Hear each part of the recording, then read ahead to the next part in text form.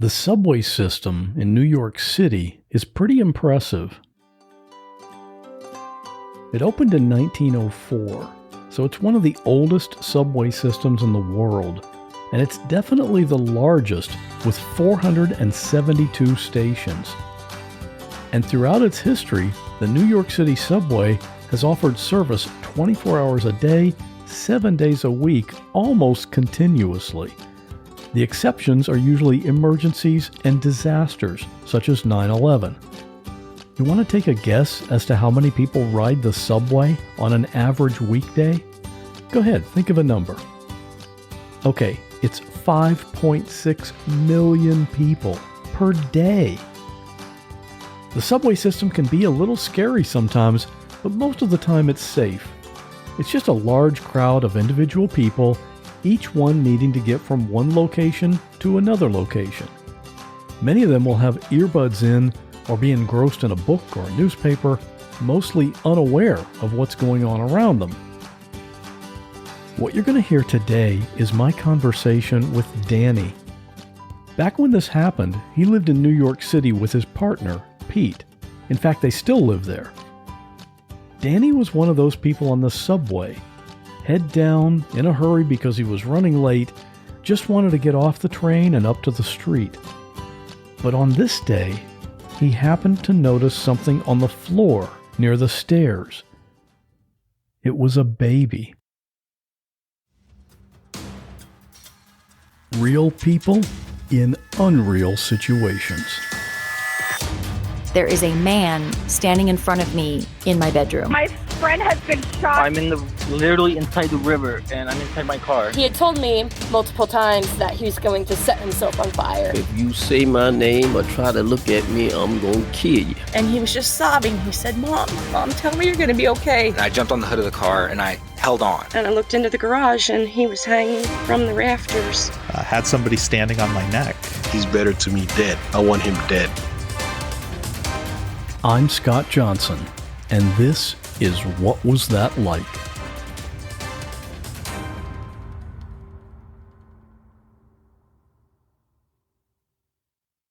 You and your partner, Pete, were living in New York City at the time. Which borough did you live in? We lived in Manhattan, and we have lived in the same neighborhood since that time. It is the neighborhood of Chelsea and bordering the West Village. We had met in 1997, July of 1997. So by this time in 2000, we had been together just a little over 3 years. So we had a pretty good rhythm of our relationship. We maintained, had separate apartments, but we ended up spending most of our time at Pete's apartment at the time. He had a roommate, and so we made an agreement that since I was spending most of my time there, that we would split the rent 3 ways between the 3 of us, and that I would sublet my apartment. And we kind of had that arrangement for about a year prior to this time, starting in 1999. I'm a social worker. I have been doing social work since I've been in New York, and I moved to New York in 1994. Pete was, and still is, a presentation designer where he works and has worked for probably close to 30 years with a pharmaceutical advertising agency. Now he does, he's freelance, but he still works for pharmaceutical advertising agencies doing presentation design, basically for new drugs that are coming out. Here in Florida, if we want to go somewhere, I go and get in my car and go.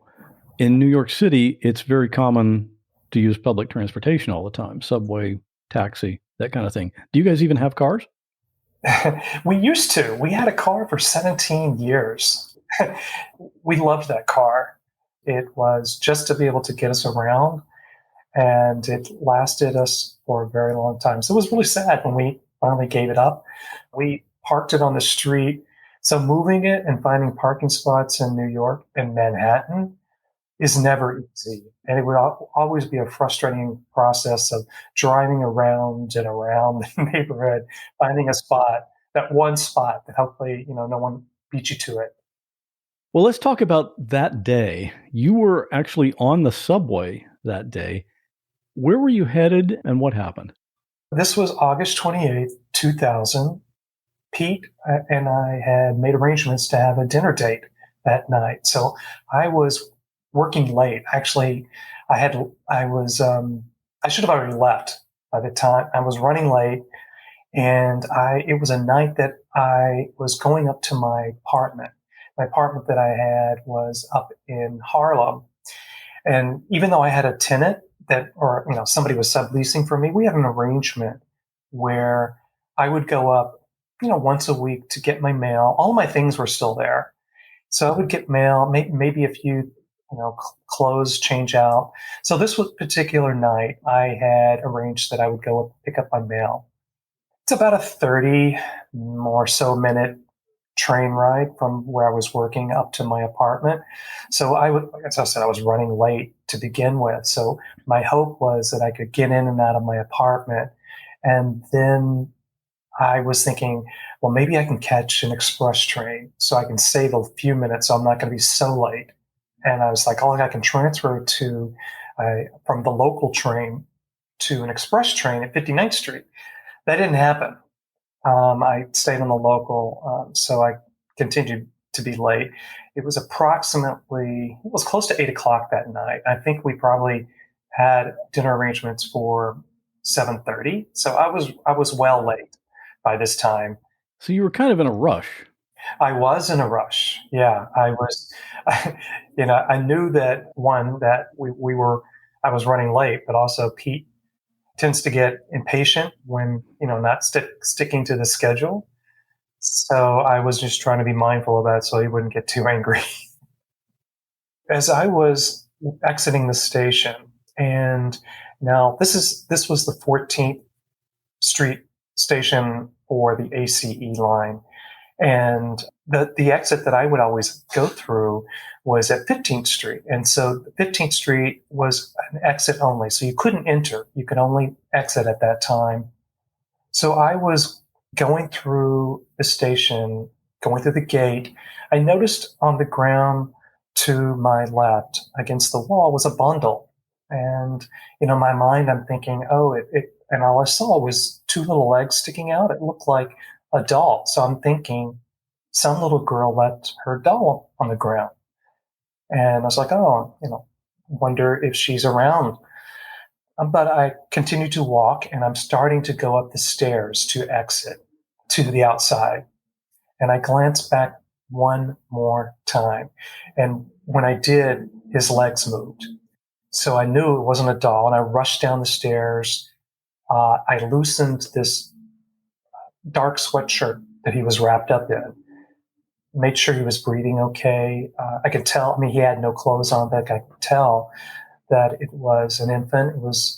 He was newborn. I didn't know exactly how old he was at the time, but he still had, the reason why I knew he was a newborn, because he still had the umbilical cord was still partially intact. So it had been cut, but I could tell that it was a relatively new baby. I'm thinking, how could this be? How could there be a baby on the ground? And I'm thinking, is the mother around? Is there somebody around that knows what's going on? I tried to alert other passengers that may be going through the station. And by this time, it was 8 o'clock. It was past rush hour. There weren't a lot of people going through. Particularly, there wasn't anybody going through the exit that I was going through. But I managed to get the attention of one woman that was walking by, and I was alerting. I was like, "There's a baby right here." Found out she did not speak any English, and she didn't understand what I was saying. But I was motioning to the baby, and I think that she got nervous and she backed away and just left really quickly. I tried to, yell to notify. This was before the MetroCard system that's in New York City right now. And so the subway operated on subway tokens. So I said, I wanted someone to notify the token booth attendant so that they could notify the authorities or call the police. So that wasn't happening. Then I thought, there's a payphone right upstairs on the street. This was before, I had a cell phone. I thought I'm gonna call the police. So I ran up the stairs to that payphone and I called 911 and I said, I found a baby. I told them where I was located and then I ran back down to the steps. I didn't pick the baby up because I wasn't sure if he had been injured in any way. So I didn't want to cause any further injury by picking him up. So I left him there and then I went back down to be with them and waiting for the police. And I was thinking it's just taking forever. And I'm sure that, for me, time was standing still. So it may have only been minutes, but it felt like hours. And then I had a thought, it's like, oh, they probably think it's a prank call. So that's the reason why they're not coming. So I felt in my pocket and I had a quarter. So I was like, okay, I need to call somebody else. So I thought of Pete. So it's like, if I call Pete, he can call the police and they'll believe him and they'll send the police. So I ran back up to that payphone and I called Pete and I blurted out, I found a baby. And I said that I don't think they believed me. I think they thought it was a prank call. So if you call, they'll believe you and they'll come. While I was on the phone with him, that's when the police showed up. So I hung up the phone really quickly and went over to the police car as they were getting out of their car. And he must have been, you had to hang up so quickly. He had to be completely confused. What in the world is going on, right? He was. He was asking me, it's like, where are you? Where are you? And I told him, it's like, I'm at 15th Street and 8th Avenue. Send the police. And then I, as they were showing up, I was just like, they're here. So I just hung up. But I'm sure he was, I don't know if he knew, if he even believed me. Yeah. Danny's running late. He's come up with this crazy story. This is like a Seinfeld episode or something, right? Yeah, it was, it was completely bizarre. And I wanted to hear from Pete what it was like to get that phone call. Here's Pete. When I picked up the phone, I was expecting him to tell me that he was, we had a dinner date that night, and I was expecting him to tell me that he was going to be even later than what he already was. And so I was at home waiting for him. I was hungry. So I don't know if you've ever heard of the term hangry. So I was hungry and angry. And so when I picked up the phone, I was expecting him to say, I'm going to be later. And I was expecting him to get angry at him. And then he just blurted out, I found a baby. And his tone was so panicked that I knew that, and he doesn't joke around. He's usually very calm, that I knew he was dead serious. And I just said, where are you? And he said, I called 911. He kept repeating himself. I called 911, but I don't think they believed me. I said, where are you? Where are you? Where are you? And he said, I'm at the subway station at 15th Street and 8th Avenue. Can you call 911? I said, well, I'm just going to come down there. It'd be easier for me to probably find some help on the street. There was always a cop car or police on the sidewalks in that neighborhood all the time. So I figured it would just be easier to do that. So I ran down there. And by the time I got there, the authorities had arrived. Danny was standing at the top of the steps and he just I said, where's the baby? And he, just gestured with his head to the steps. And at that moment, 2 police officers were walking up and one of them was holding the baby in his arms. He was still in shock when I got there, and he was like not saying much. He was just sort of like gesturing, small gestures, but he didn't really say much. He was just still sort of processing it all, I think. So when the police showed up, they wanted me to tell them what happened. And first I had to show them where the baby was at. So we went down those stairs again to where he was. And then I went back up and they wanted me to wait. They said, don't leave, just wait right here. And so I waited as they were bringing the baby up. They were holding him in their arms. That's when Pete was running down the street, and he came up just as they were coming out from the station. It quickly became a scene that not only were those 2 police officers that arrived, but probably like a half a dozen other police cars showed up. They quickly put police tape around the whole area, and then detectives showed up and they told me, it's like, you cannot leave. And so I had to stay there for 2 hours as they one by one interviewed me to tell exactly what had happened. Why was I there? The circumstances that led me to find the baby, and anything else that I may have noticed. So that process took about a couple of hours. And Pete was there during that time, right? Pete was there, although they would always pull me away, so he wasn't able to listen to me telling the story. As a new detective would show up, they was like, "Okay, come over here. I have some questions for you," and they would pull me away from him, and then I would tell the story. And at some point, Pete says to me, "It's like, I think you're going to be connected to this baby for the rest of your life." And I had no idea what he was talking about. I said, "What do you mean?" He's like, "Well, maybe not tonight, maybe not tomorrow, maybe not even next year, but eventually this baby is going to know what happened tonight, and he's going to want to know, he may want to meet the person that found him." And I said, "Oh, okay." And said, "Well, maybe what we can do is we can send a birthday card every day on this year. If we find out where he happens to be placed or who he gets adopted by." And I said, "That sounds like a really great idea." I'm still probably in a state of shock, and of course we're still hungry. And eventually, the police and the detectives say, "Okay, you're free to go." And by this time, it's about 10 o'clock at night. So we both go to a restaurant that's about a block away from there, at the time, one of our favorite Mexican restaurants. And we sit down, and first thing we do is order a margarita. And of course, no matter what time of the day or night, there's going to be a place to go find something to eat in New York. Yes, yeah. And I was still in this state of shock, and Pete he still hadn't heard the complete story from me. So he was asking me, "So what happened?" And I didn't realize that he wasn't part of those conversations with me telling the story. So I had to tell him what exactly happened. Now, the next day, this was all over the news. Oh, yeah. That night, one of the local news stations showed up, and they did a story. And then also, I think the local paper was there that night, and it was on the paper, but it was also broadcast that night on the news. And then more reporters showed up to get an interview. So it was a part of the news cycle for at least 24 to 48 hours.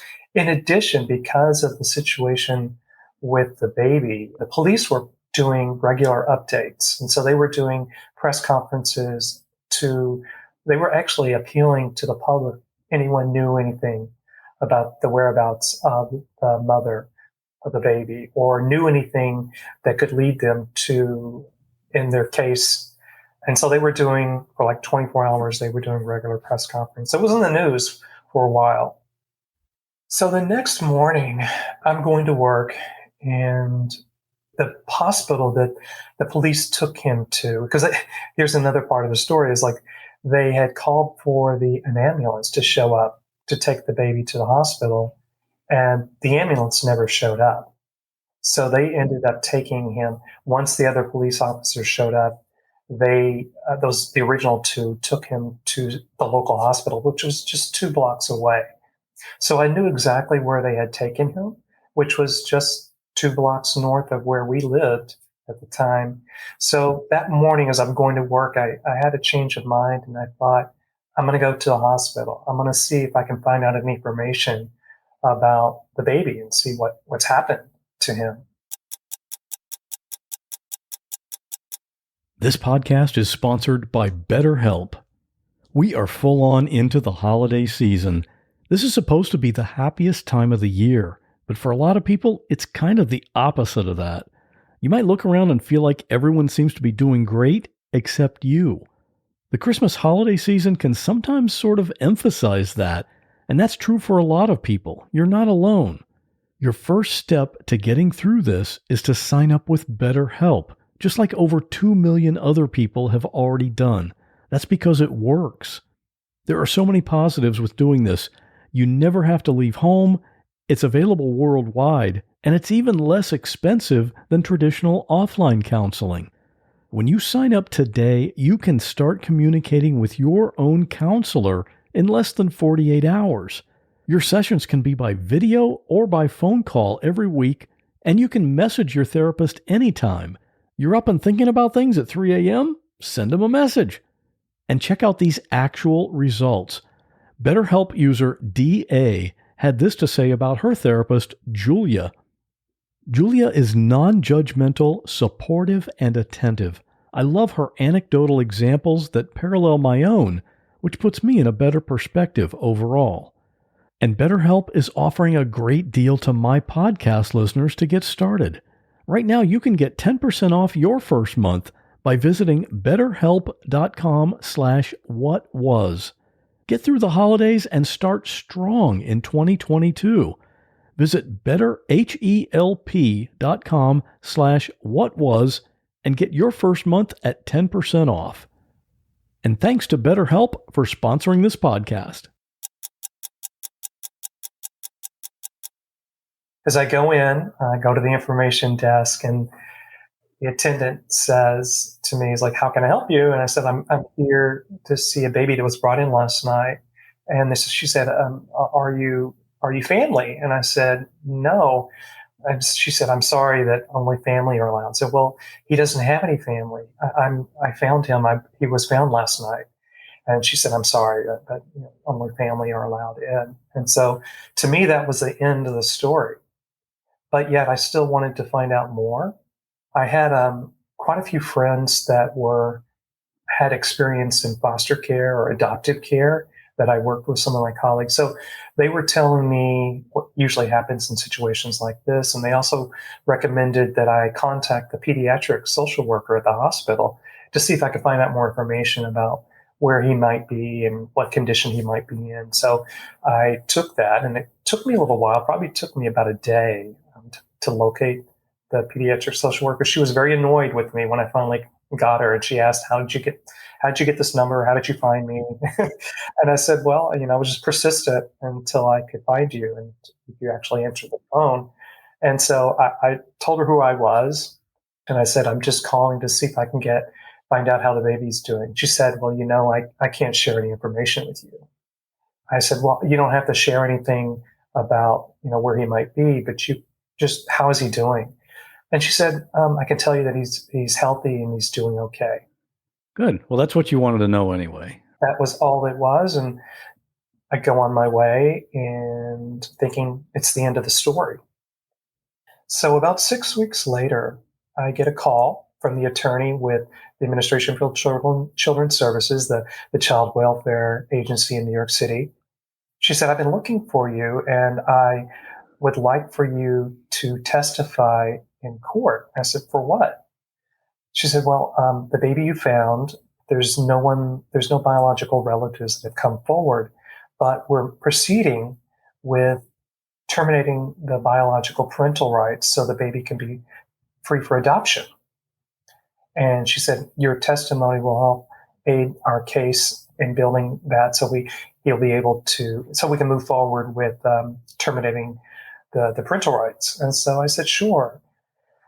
She actually sent me a subpoena to come to court, and it was just a few days later.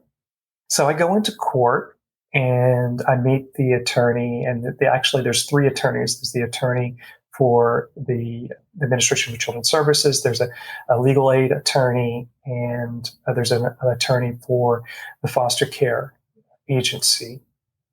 And they tell me that, she said, I'm so sorry that it's been postponed. The judge postponed the hearing for 6 more weeks because we didn't have all the paperwork in. Would you be able to come back in 6 weeks' time? And they gave me the date. And I said, sure. And by this time, it's the beginning of December. So I go back to that family court in early December. I had just started a new job.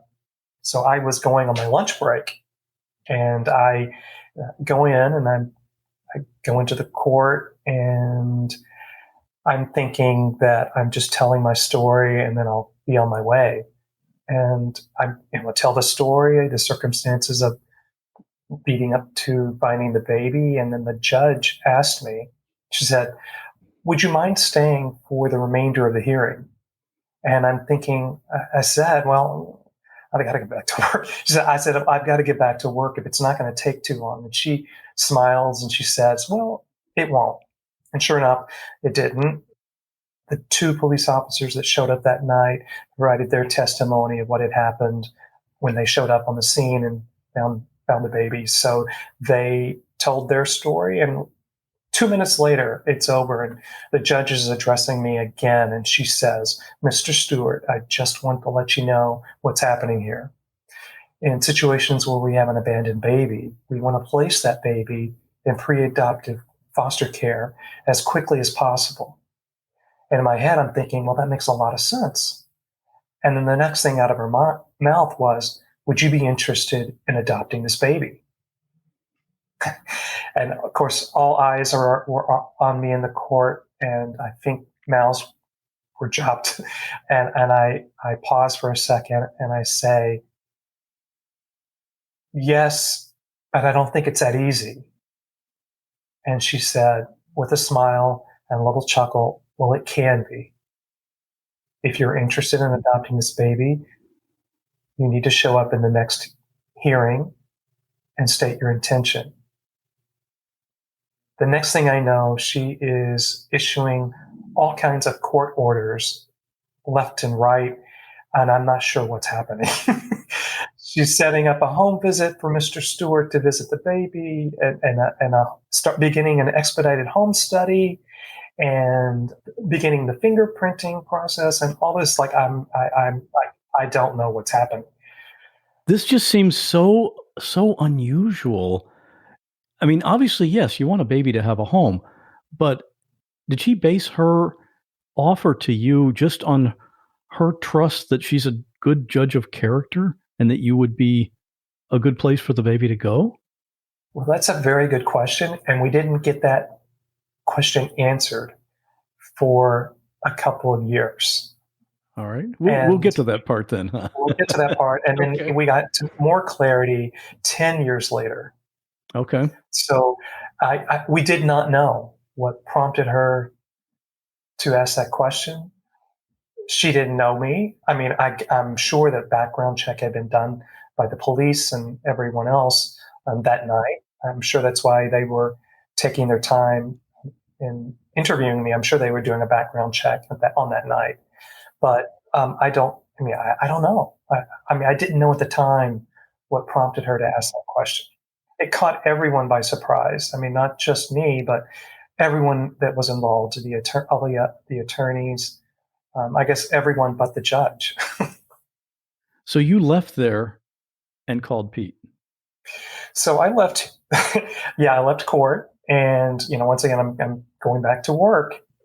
I go into the train station. There's a payphone on the platform, so I have a quarter in my pocket again, and I call Pete and I said, "You'll never guess what the judge just asked me." And I said, "She asked if I would be interested in adopting this baby." And he said, "What?" And he was in disbelief, and at the same time, my train was coming in. So I said, "I can't talk," and I just hung up the phone. It seems you have a history of doing that. Yeah, I guess I do. Yeah. Leaving Pete on the other end to wonder, okay, now what's happening? So you guys had some conversations about this. Yes, we did. We had some in-depth, heated conversations that lasted a week or so. And, in my mind, I'm thinking, this judge is offering this baby. If this baby's a gift, how can we say no to this gift? That's what I just kept thinking, is like, I think it's meant to be. I think this is something that we should do. And Pete wasn't so sure about that. During that period, Danny and Pete obviously had very different opinions about what they should do. I wanted to get Pete's perspective on those heated discussions. When Danny went to court to testify, they were starting the process of the lawyer needed Danny to testify to free the baby up for adoption. And he called me after the judge asked him if he wanted to adopt the baby from a payphone at another subway station. And I was at work, and he said, "You're never going to believe this. The judge asked if I wanted to adopt the baby." And I instantly said, no.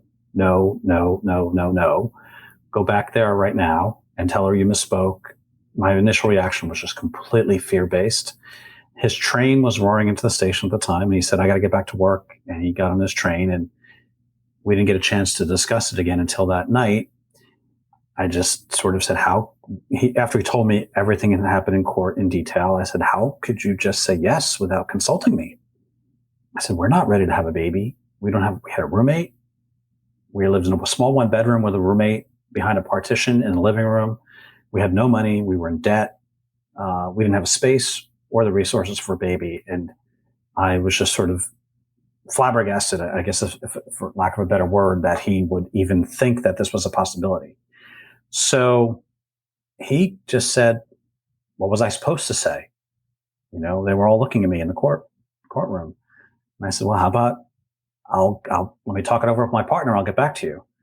He said, "Well, I'm talking about it with you now." I'm like, "Yeah, but you already said yes." So he was seeing this as a gift, and I was seeing this as something that was going to upend our lives completely. And so my reaction was all from being scared to death about what this was going to do to our lives, and how would we ever be able to do this? So our discussions went on for a few nights, and at one point, Danny just said, "This is a gift. We can't pass up with this opportunity. We can make this work. I know we can make this work. We will make this work." And the more he said that, the more angry I got, because I feel like he wasn't listening to me and my concerns. And he just said one night, "I think I'm going to go ahead and do this, whether you're on board or not." And I said, "So you're choosing a baby over our relationship?" And he said, "No, I would really love for you to do this with me, but I understand if you're not ready and you're not there yet, that's where you're at." And I said something really sort of mean and snarky. I said, "Well, good luck being a single parent in New York City." And for like the second or third night in a row, I went out to the cold December air in New York, and I just went for long walks. And there was always a part of me that knew he was right. There was always a part of me that really wanted to do this so bad, but I was giving over to the fear. Really, it was consuming me. It was overwhelming me. All the negative things that could happen. Who are we to think we can be this baby's parents? It was sort of like, we can't provide for him. Who are we to think that? And back to Danny. Yeah, the conversations were heated. I mean, he was angry that I had said yes, and he was thinking that I wasn't being rational in making a decision unilaterally without consulting him. Well, there's a little bit of basis to that. Yeah, no, he wasn't wrong. He wasn't wrong. You finally got Pete to come with you on a visit. Was that a little bit calculated on your part?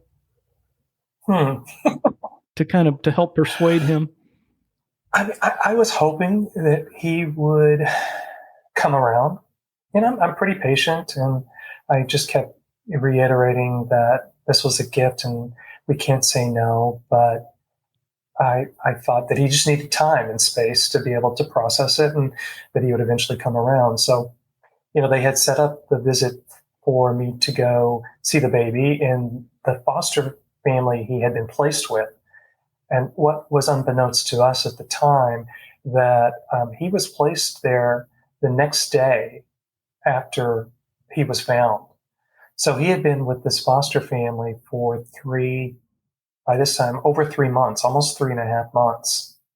And so we go, we meet the foster care worker to do this home visit there.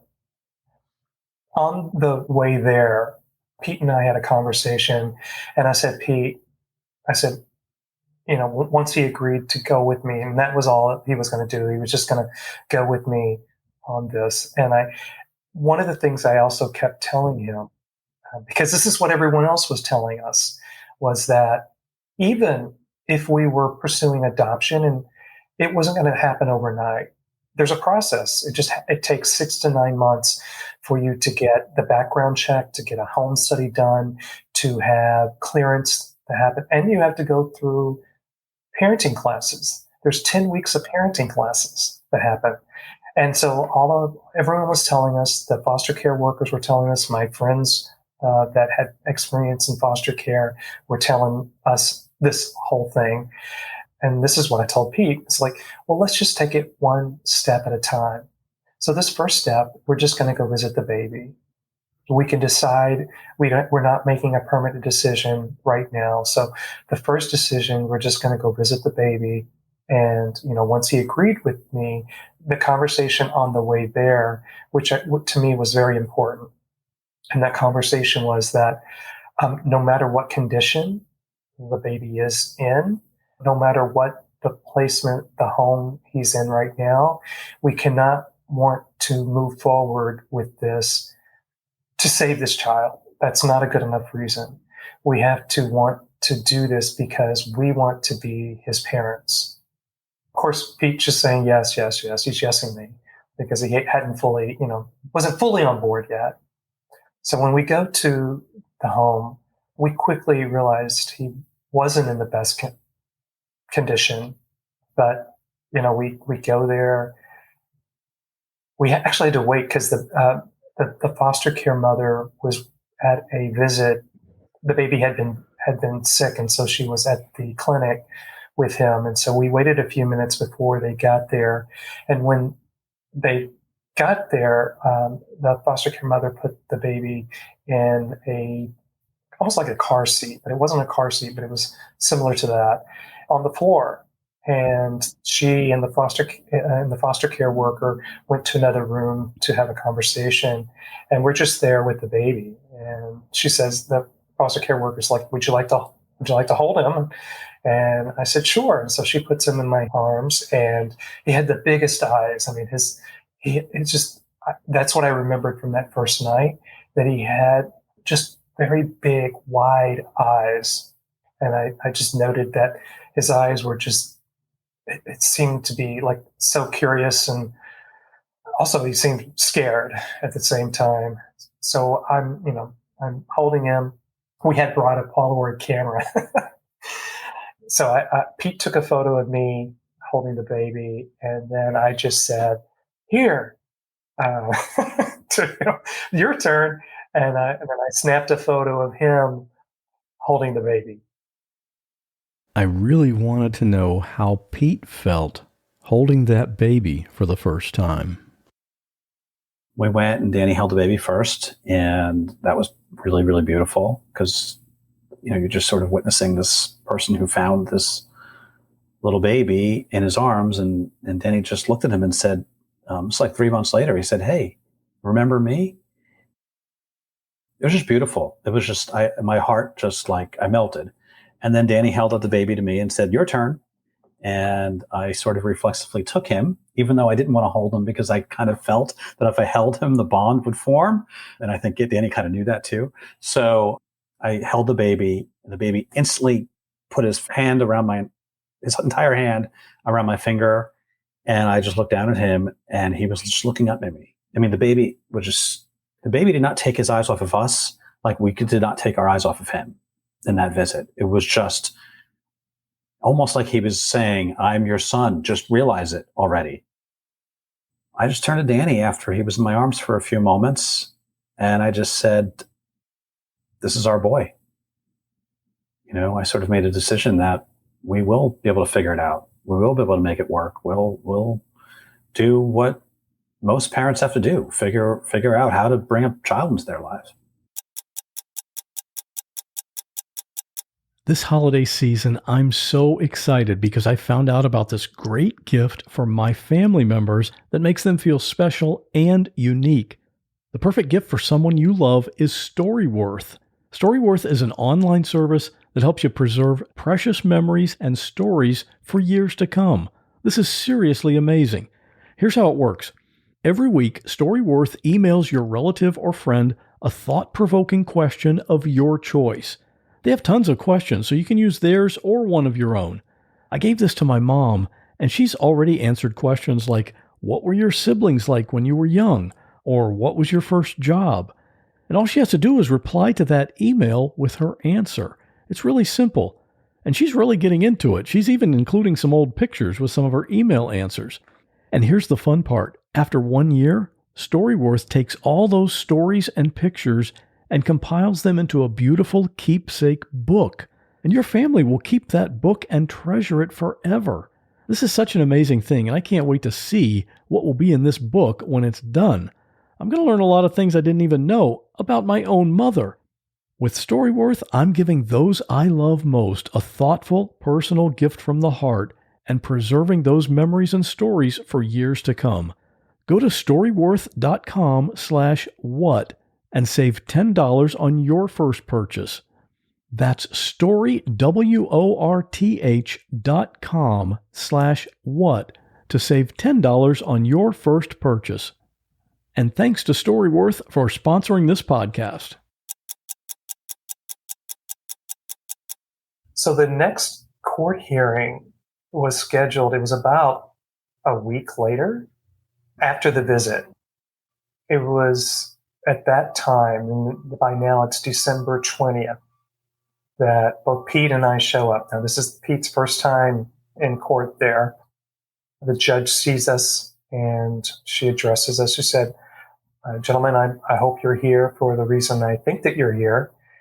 And we nodded, and she said, "Are you ready to state your intentions?" And we said, "Yes." "And are you stating your intentions that you would like to adopt this baby?" And we said, "Yes." She looks down at her calendar and she says, "Holidays are coming up. Would you like to have the baby for a visit for the holidays?" And we just nodded and said, "Yes."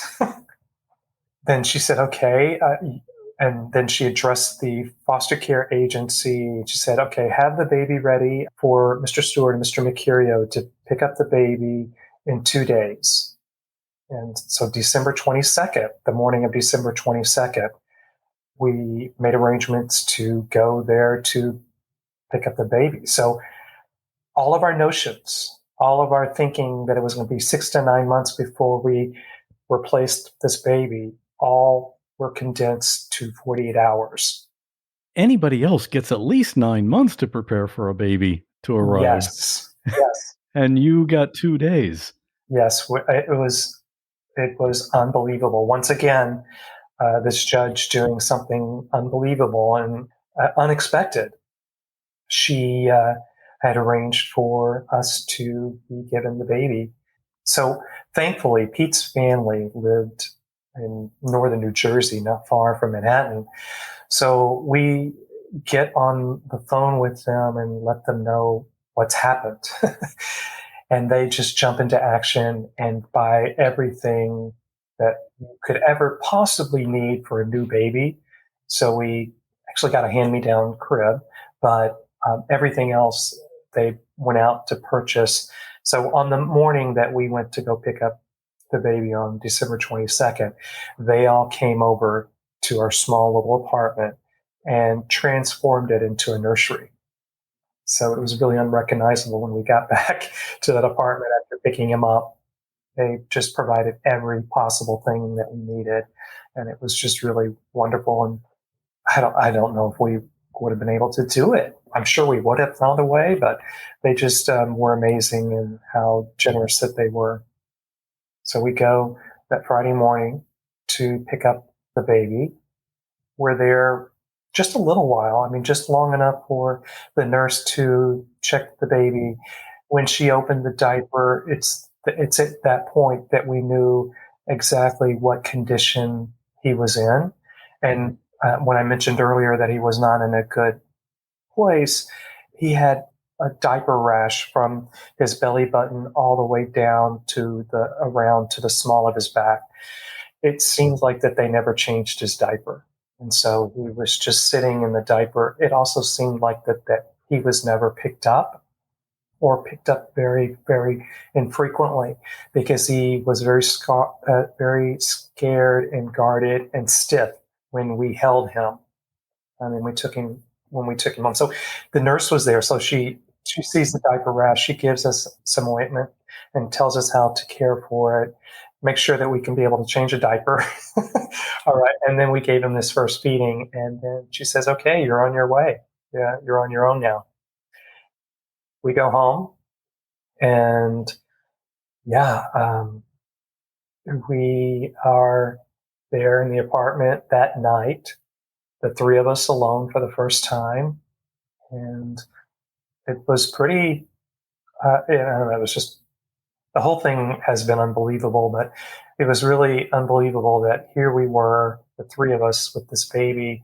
He had fallen asleep on one of us. We were on the couch and we just kind of looked at one another and just with disbelief of what had happened and what had transpired in such a short period of time. Did the baby have a name yet? Yeah, this is interesting. He had a name, and the name that was given to him was a combination of a name that was borrowed. They named him Daniel Ace Doe.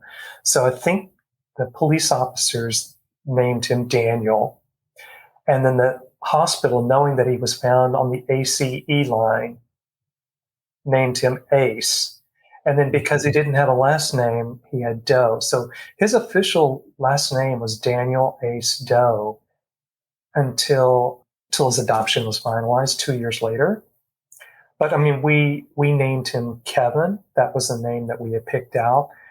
And that that was a story, another pretty miraculous story of itself. On our way home after having the visit with Kevin, with the baby, and when he was in that foster family, Pete asked me, have you thought about a name for the baby? And I said, well, I've always liked the name Devin, Devin. He said, wow, just one letter off. It's like, I like the name Kevin. And he said, let me tell you why. And he told me the story of prior to him, Pete being born, his parents had given birth to a stillborn, but that stillborn had been named Kevin. So Pete had always thought that this baby Kevin that his parents had was almost like a guardian angel in his life. And the name Kevin had significance for him because he had, in various points in his life, a person by the name of Kevin had come into his life for a brief amount of time and had changed it and had quickly disappeared. So we always felt like this character Kevin was a guardian angel. So once he told me the story of the significance of this name, I said, absolutely, his name should be Kevin. So a year after we found Kevin, 9/11 happened. And that put a delay on everything because Manhattan Family Court is close to ground zero. So everything was on delay for many months. And I think that was a big reason why the adoption took 2 years. At 2 years, and it was almost 2 years to the date that we go back into family court to make his adoption finalized. It was at that moment Pete asked the judge, Your Honor, whatever prompted you to ask Danny that question about if he was interested in adopting this baby? And she said, I had a hunch. Was I wrong? So, I mean, we said, no, of course not. But we didn't know the full story either. There was actually more to that that we learned when we had our wedding. Well, let's talk about that. This is now, at this point, Kevin is 10 when that happened. Kevin was 10 years old when same-sex marriage was legal in New York State. One morning, I think, actually the night that the state assembly was passing the vote in New York State, we were up watching it on the political channel, and because we had a friend that was a state assembly for Staten Island at the time, so we were very curious about how it was going. So the three of us, Kevin, Pete and I were watching it that night. And so when it passed, we cheered. And I think it was the next day or maybe a couple days later, Pete was walking Kevin to school, and he asked Kevin, do you think your dad and I should get married? And Kevin said, sure, I guess, yeah. and I think Kevin in his mind had started to see same-sex marriages being performed by judges. So he asked, don't judges perform weddings? And Pete said, yeah. And then he asked, would you be interested in meeting the judge who finalized your adoption? And Kevin said, yeah. And then he ran off into school. So Pete went in and called Manhattan Family Court. Actually, he sent an email to Manhattan Family Court, to the generic email, and got a response like a couple hours later. He was asking if the judge who had performed the adoption, had proceeded over that, would be available and would be interested in doing our wedding ceremony. Pete got a response 2 hours later that the judge definitely remembered us and would be definitely interested and would like to set up a time for us to meet. And then we set a date. We actually set the date on, we wanted it to coincide to the anniversary we already celebrated, which is July 13th. So we decided on July 13th, 2012 would be the date that we would get married. And so we met with the judge probably a month or so before. She wanted to, talk with us about what we were wanting and what we were thinking about, and just to catch up also, because it had been 8 years since we were in court together. So she was interested in knowing about Kevin and knowing about what his interests were. And she was also interested in, knowing how we were doing.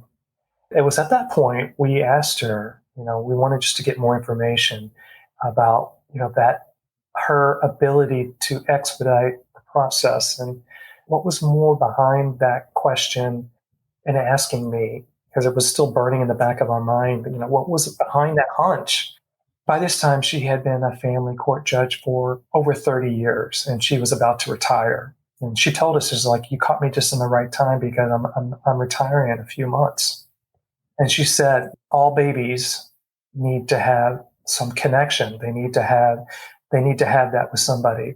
And you were the only connection that this baby had. And so I went on that.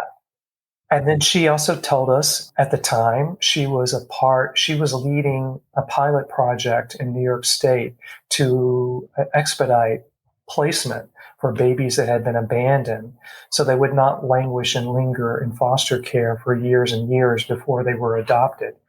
So she had the power and the authority to expedite the whole process of adoption.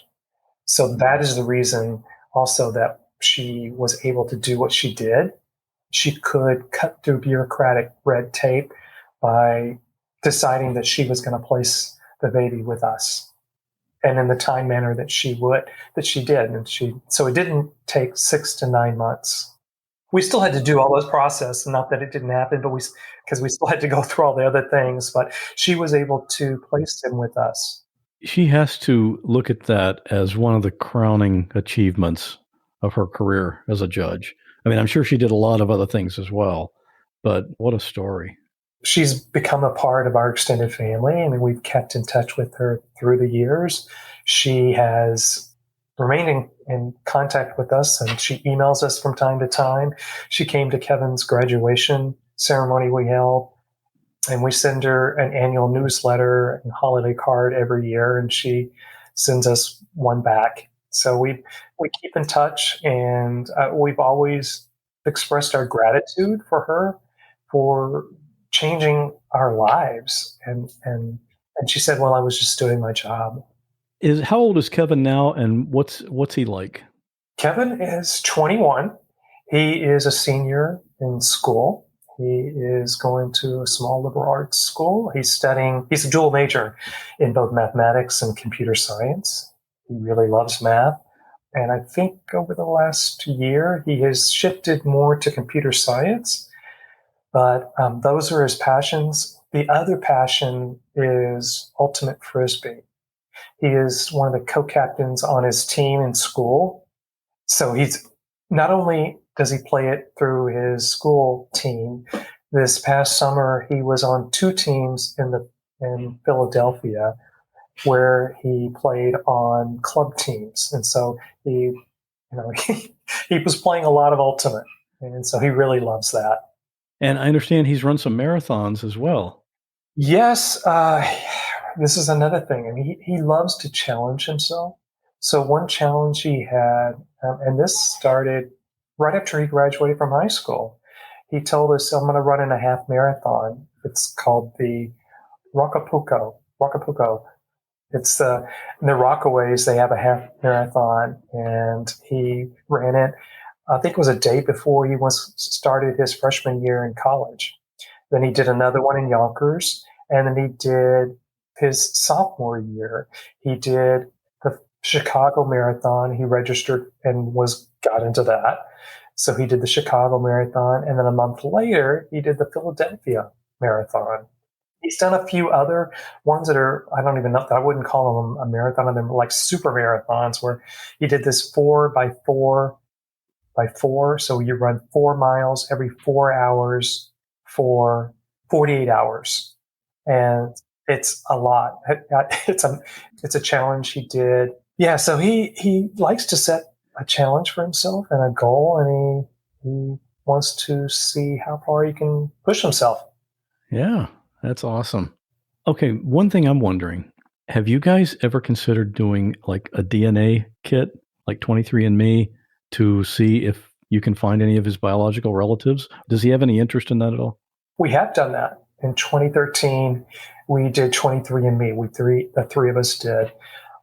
We had always guessed about what his ancestry or lineage was, but it was never known at all what that was. I mean, I had made a guess, but when we did the 23andMe, it's more refined, meaning they've been able to be more specific. Back then, they were able to provide, they would say Oceanic, Southeast Asian, and then possibly Tongan or Samoan. Since then, it's been further refined, and they know pretty much exactly that he is American Samoan, but also more broadly geographically in the Pacific, island.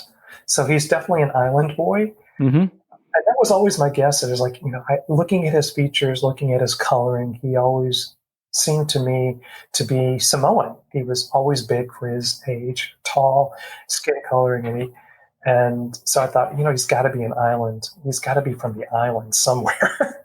And sure enough, that's where he's from. And as far as like locating any biological relatives, now we have, even very recently, over the last few months, I've had conversations with him about this and saying, we support him in wanting to go down that journey in locating any biological relatives. We told him it would not diminish what we have as a family. It would not diminish the love that we have. It would not impinge upon the family that we have together. If there's others in your life that you can find connection, we support that. And he said, maybe someday, but I'm not ready right now. I'm not wanting to do that. But he knows that option is available. And through 23andMe, his profile is private, so no one would be able to find him if there were biological relatives. But we kind of suspect that there are some that are out there, but he's just not ready to start that journey. You got to be ready for that, for sure. We wanted to give him permission in thinking that it's not going to take away, or it wouldn't be anything against us. So we wouldn't feel bad, or our feelings wouldn't be hurt at all if he wanted to do that. If he finds others in his life that can help him answer questions that he may have, or that he can expand love for him, and we support that process for him. It's amazing how the tiniest little turn of events, that brief moment of noticing the baby while you were rushing out of the subway, can just change your life so profoundly. Do you ever go back to that spot? All the time, yeah. And for years, even when Kevin was an infant and older, that was the closest station to where we lived. So we were going through it all the time. And it became known as Kevin's Corner or Kevin's Spot. That's just like, and so we embraced it as like, this is the place where we found each other. This is the place where we became a family. You know, one thing that struck me about this story, before they agreed to take Kevin and Pete was saying they shouldn't do it, one of his objections was, who are we to think we can do this? We have no skills at being parents. But what they did have was compassion. The day-to-day stuff you can learn, how to change a diaper, checking that the bathwater isn't too hot or too cold, those things are teachable. But when you have two people who have so much love to give, that makes just about anything possible. And now it's obvious that they did a really great job of parenting with Kevin. And Pete wrote a book about this. It's a children's book, a large hardcover with great illustrations on each page, and it tells the story in a way that makes it easy for kids to understand and enjoy. If you know a family who has adopted children, this is a great gift. I'll have a link to that in the show notes for this episode. And also in the show notes, you'll see pictures of Danny and Pete on that first visit when they held Kevin for the first time, as well as more recent family photos where Kevin is the tallest one in the picture. All of that is at whatwasthatlike.com/96. But before that book was beautifully illustrated and published, the first version was just put together by Pete at home so that Kevin could hear about his story from a very young age. And coming up at the end of this episode, in today's listener story, you'll hear about what happened with that. Hi, Scott. My name's Justin, and I just want to say that I enjoy your show immensely. I'll admit that when I first checked out your episode lists, my first reaction was that they were going to be maybe sensationalist and morbidly interesting, but I was very wrong. After diving into your show, I've been amazed and inspired by some of these stories. I love that you have found people that have both experienced crazy, traumatic events, but have then, despite of, and also using them, gone on to lead incredible, courageous, and admirable lives, usually also guiding others towards the better lives they seek. What you bring to listeners is what I wish our mainstream media and news outlets would bring more of to the public. It's easy to feel a level of despair, or at the very least a pessimistic view of humans, when you just skim the headlines or even read the articles of the world's events the media chooses to present to us. But through your curiosity and effort, your show presents events with human depth, and you focus just as much, if not more, on the positives of the people, their experiences, and their lives after. I was just telling my wife about the Grizzly attack and plane crash episodes the other day, and she's become a listener as well. Please keep up your great work. Thanks. Bye. And if you have any comments about the podcast, this is your invitation. That's right, this is me personally inviting you to call in and leave a message. The podcast voicemail line is 727-386-9468, and you can call anytime, night or day, and leave me a message. I'd love to hear from you. And just a quick mention, if you follow me on Instagram, that may be no more. I got a notice from Instagram that my account has been disabled because it violated their terms. I looked at their terms and can't see anything listed there that I've violated, but that's unfortunately the way it is sometimes. They don't give you specifics, so you can't really argue with them. As I record this, I'm trying to get it resolved, but I may not be on Instagram anymore. And this is exactly why I have plans to get the podcast community off of Facebook. It's too easy to build a nice big community and then just have it canceled. I have over 10,000 followers on Instagram, so I hope it gets fixed, but if you don't see me on there anymore, you know why. But enough of that silliness, let's get on to today's listener story. This is going to be Danny again, talking about when Kevin gradually learned about how he was found and how his story affected someone else. Stay safe, have a great holiday season, and I'll see you in 2 weeks for the last episode of 2021, coming out on New Year's Eve.